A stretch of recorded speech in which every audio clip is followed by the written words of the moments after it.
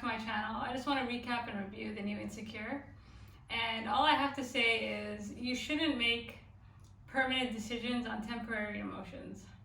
So the episode starts I guess kind of where it left off awkwardly. Last time I remember she left, so I'm not sure if she made a U-turn and then came back. Whatever the case, Lawrence and Issa are back together. They are, what I noticed actually in this interaction was that their chemistry is undeniable. I mean, it's so relaxed and so natural. And we're done with Controlla, so woohoo. And yeah, so this whole interaction is its own video, but all I'll say briefly is, sorry y'all, I don't think it's gonna work out. But this, I mean, I don't like him, but that's its own. So according to Issa, they're back together. According to Lawrence, he might be going to San Francisco, so I'm not really sure what he's trying to say with that. The thing with Lawrence is that although he's financially stable, it hasn't really fixed him. He's still, for a lack of a better word, really insecure. And there's just a lack of communication still. Anyways, the whole point of this episode was to figure out if Molly and Issa would become friends again. And I was really hoping for good things, because whether or not y'all like it, I think they're better together than they are apart. Friendships are like relationships. If you're okay with her and Issa, or Issa and Lawrence getting back together, then you should be okay with Molly and Issa getting back together. To me, I mean, y'all are quick to forgive your toxic men, but not your women. But anyways, all this to say, so Issa's always the one to call. She's the friend that calls, and Molly is the friend that is basically willing to let things fester on until the end of time. So Issa makes the call and, to try and mend bridges, and they meet up, and of course, what really needs to be said was not said in this conversation. Issa calls up Molly, granted, somewhat selfishly, she really needs someone to vent to. And, Issa is that friend that reaches out. She's also that friend that vents about her life. And Molly's the one who listens a lot without saying anything. So this was an awkward encounter. So they agreed to meet for brunch. Nothing was really said, but it was there. Molly, there's only so much Issa can do.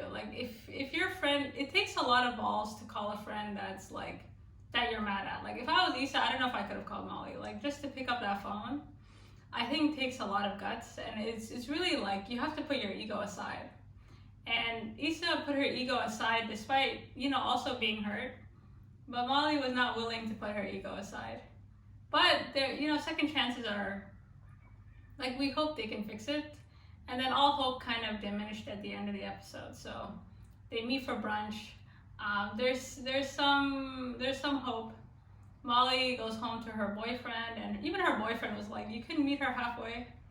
What is Issa supposed to do? Is this The Bachelor? Do you want her to get on one knee and be you are the one, I'm sorry that I even considered 25 other people? What can she do? So even her boyfriend's kind of you need to try harder. And even her therapist is what do you want? Have you outgrown this friendship? And if so, if you've outgrown a friendship, you should just tell them you've outgrown it. Or if you want to work on it, that's the thing about Molly. It's you clearly miss your friend, but you don't want to work on it. You don't want to be the one to, she wants to work on it, but she's trying to admit to herself that she doesn't. And this is really painful to watch. Molly does miss Issa. It'd be one thing if they had nothing in common, and she obviously misses her, but her ego just won't let her And the curious case of Molly. So at the end of the episode, also there's a whole other conversation between Nathan and Issa, which is a whole other video, to be honest. That conversation, I mean, he was saying some stuff that we'll pick up on next week, I think, because this video either has to be about Molly or Issa, or it has to be about, Issa's boy situation, which we're just going to focus on Molly and Issa for now. So at the end of the episode, they're all hanging out. So towards the end of the episode, Issa and Nathan go over to Andrew's house to try and help him move out. Awkwardly enough, Molly's also there. So it unintentionally becomes a foursome. And so they decide, fuck it, let's have dinner and chill. during the course of this like encounter, you know, everything's going well, it's all jokes, it's all laughs, it's all cute, and then Molly sends a text to her boyfriend like in the middle of a dinner. Now, guys, that's always my worst nightmare, like accidentally sending the wrong text to somebody. But like I always double check my text just to make sure this doesn't happen. It's never happened to me, but it is a genuine fear of mine. Anyway, so she sends a text to her boyfriend, but instead she accidentally texts Issa something along the lines of, "Don't you see how I'm like tolerating her?" Issa sees it and she's like, "What the fuck is this?" Like, and again, this is the final chance. Like towards the end of the episode, this is the final decision. It's the final straw. A decision has to be made. Like, are we gonna fix this or are we not gonna fix this? And they're not gonna fix it. And a lot of it is really on Molly at this point, because there's only so much Issa can do, and she says that. She's like, "What more do you want? Like, this is awkward for me. Like, I need, you know, I can't read your mind." And the thing with Molly's character is, I know she's getting trashed a bit, but there's no room for error. Like, with Molly, you're either right or you're wrong. And in principle, she is correct. Like, she is objectively correct. Like, yes, that shouldn't have happened. But, you know, real life is messy, and, you know, there's no black and white. Things are not, there's no good answer and there's no bad answer. And I find it ironic that Molly, as someone who's a lawyer, she's really good at dishing criticism, but she can't really take it right back. Like, she's very sensitive, and she's very like defensive, and I think a lot of it is her ego. Like, she just does not want to be the one to be broken up with, because she even said this is the longest relationship she's ever had. So short of her new boyfriend, like, Issa is her only relationship. Like, this is the only relationship that she's maintained for a very long period of time. So this is really a breakup. And, you know, I think as Molly, it's like, she really just doesn't want to be the one to risk vulnerability. She doesn't want to be the one to like take that heat. And we can judge her, but I have to tell you, it's really hard. Like, anyone who's fallen out with a friend or has had a fight with a friend, like, it's really, really hard to be the one that calls first. So how Issa did that, I don't know. But it's also really petty and like really hard to be the one to like accept the apology, because like some part of you wants to be like, "Fuck you, you know, I told you so." Like, and you know, Molly, she was at a fork in the road. Like, she had two options. She could have taken her back, or just admitted like, "Hey, you know, I'm insecure," because a lot of this stems from her own insecurities with her own relationship that she's kind of projecting onto Issa, I feel like, and she just isn't honest with herself. So a lot of it is being pushed out. Like, this is like my armchair psychology a little bit.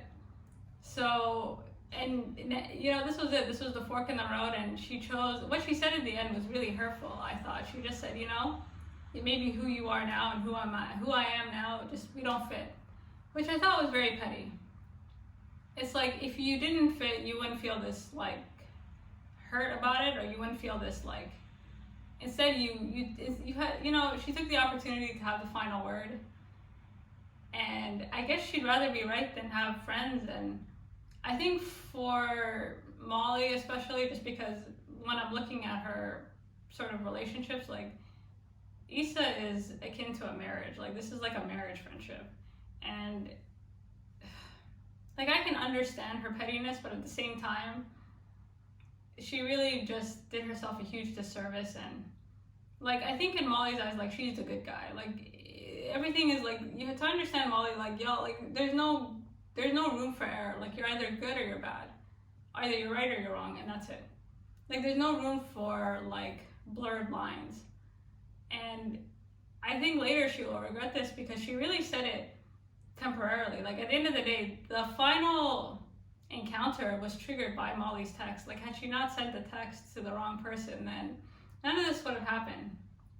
And so there she had an opportunity to like take accountability, to be like, "Hey, you know what, this is actually making me feel really insecure. Like, hey, you know, maybe I'm not as secure as I think I am in this," or like whatever's bothering her. She could have just, that was her chance to just, instead, her exact words, I believe, correct me if I'm wrong, was, "You weren't supposed to see that."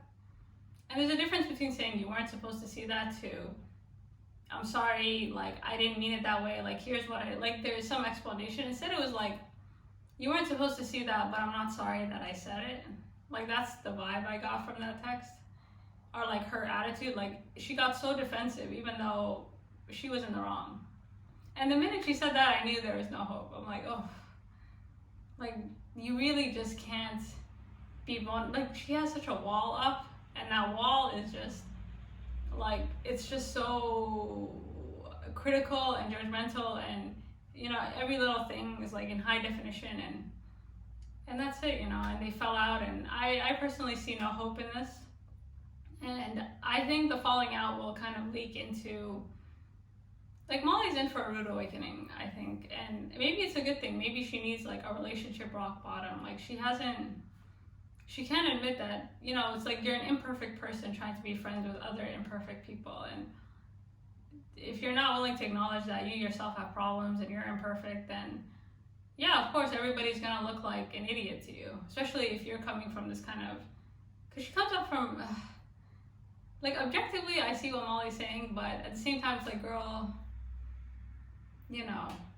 And this will play out, like, and you see that like building up. Like, she just refuses to talk to Victor, her boyfriend's brother, anymore because of one comment. Like, once you do one thing wrong in her eyes, like, there's no going back.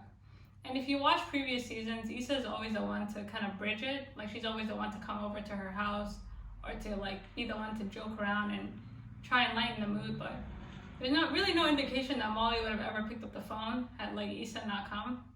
And you know, I'm trying not to be overly critical because, you know, anyone again who's had a falling out with a friend, like, you know, that shit can be very intense, and like, words are said, things are done, and at the end of the day, it's like, does the relationship serve you? Clearly, I think even just looking at the way this episode ended, like, I think this relationship may have served Molly more than it served Issa, actually. Just because, like, you know, again, Issa's in a position of apologizing and just being like, okay, fine, I'm willing to take 100% of the blame if you'll just be my friend again.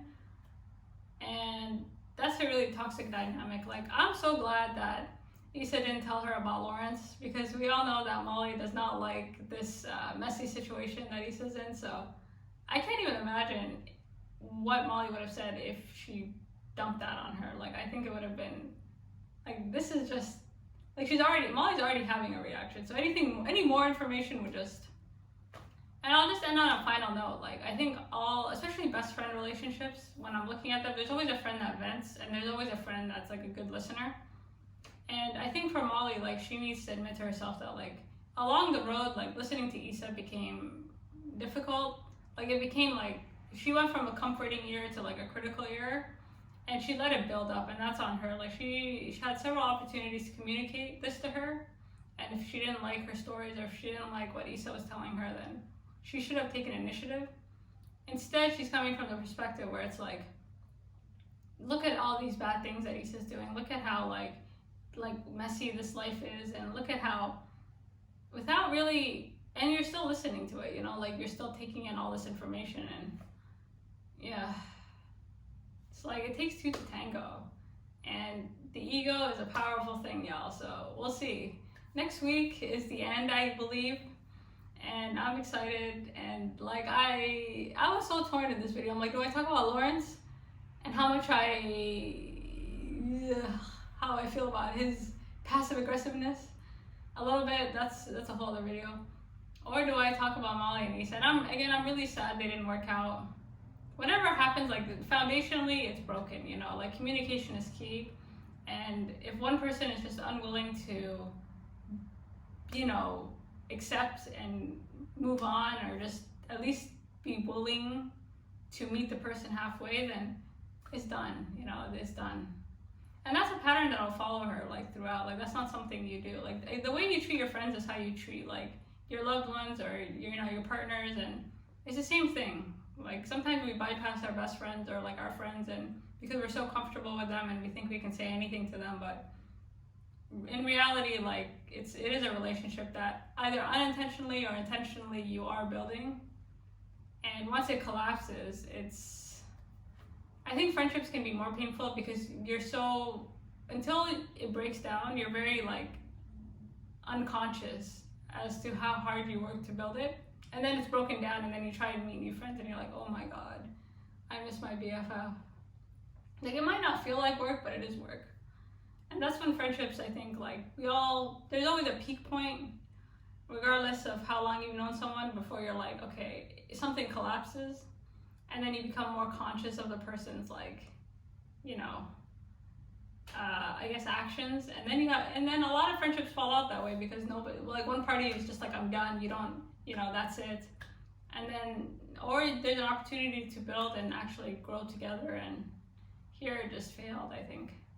And that's all I'll say about that. Anyway, thanks for stopping by. Let me know what you think. Like, you know, objectively speaking, I disagree with Molly, but from a person who's been in that spot, I can understand the pettiness, and I can understand, like, Issa's, like, it's just messy, y'all. Anyways, peace from the Middle East.